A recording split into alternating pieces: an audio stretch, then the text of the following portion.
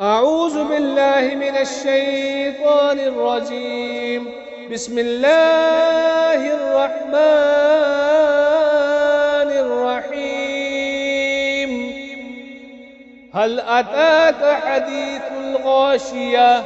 وجوه يومئذ خاشعة عاملة ناصبة تصلى نارا حامية تسقى من عين آنية ليس لهم طعام إلا من ضريع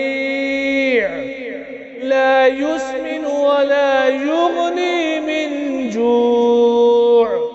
وجوه يومئذ ناعمة لسعيها راضية في جنة عالية لا تسمع فيها لاغية فيها عين جارية فيها سرر مرفوعة وأكواب موضوعة ونمارق مصفوفة وزرابي مبثوثة.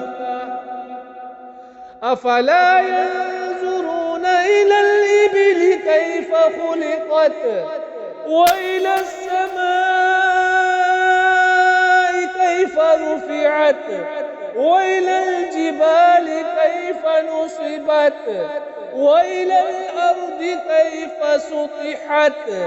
فذكر إنما أنت مذكر لست عليهم بمسيطر إلا من تولى وكفر فيعذبه الله العذاب الأكبر. إن إلينا إيابهم ثم إن علينا حسابهم.